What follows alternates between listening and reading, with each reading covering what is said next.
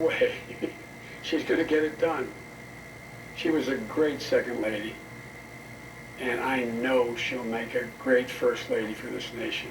She loves this country so much. And I'll always have the strength that can only come from family.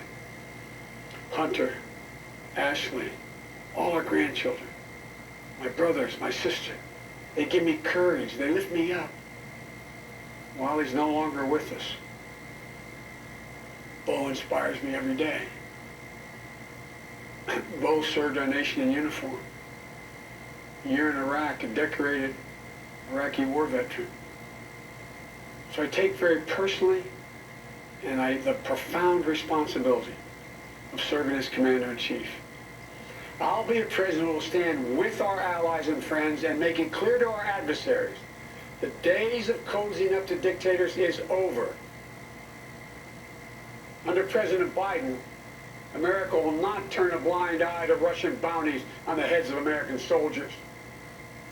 Nor will I put up with foreign interference in our most sacred democratic exercise, voting. And I'll always stand for our values of human rights and dignity. I'll work in common purpose for a more secure, peaceful, and prosperous world. History has thrust one more urgent task on us. Will we be the generation that finally believe we're ready? Just a week ago yesterday was the 3rd anniversary of the events in Charlottesville. Close your eyes. Remember what you saw on television. Remember seeing those neo-Nazis and Klansmen and white supremacists coming out of fields with lighted torches, veins bulging, spewing the same anti-Semitic bile heard across Europe in the 30s.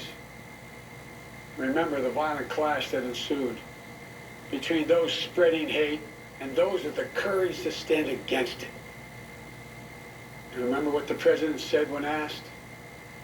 He said there were, quote, very fine people on both sides. It was a wake-up call for us as a country, and for me, a call to action. At that moment, I knew I'd have to run. My father taught us that silence was complicity, and I could never remain silent or complicit. At the time, I said we're in the battle for the soul of this nation. And we are. You know, one of the most important conversations I've had this entire campaign, it was with someone who was much too young to vote.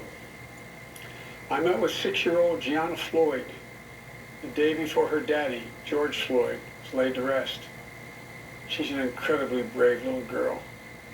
And I'll never forget it. When I leaned down to speak to her, she looked in my eyes and she said, and I quote, "Daddy changed the world. Daddy changed the world." Her words burrowed deep into my heart. Maybe George Floyd murder was a breaking point. Maybe John Lewis is passing the inspiration. But however it's come to be, however it's happened, America's ready, in John's words, to lay down, quote, the heavy burden of hate at last,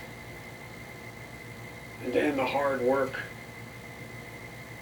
of rooting out our systemic racism. You know, American history tells us that it's been in our darkest moments that we've made our greatest progress, that we've found the light.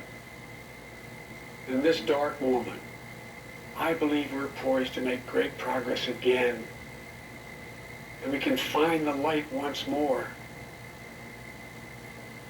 You know, many people have heard me say this, but I've always believed you can define America in one word: possibilities.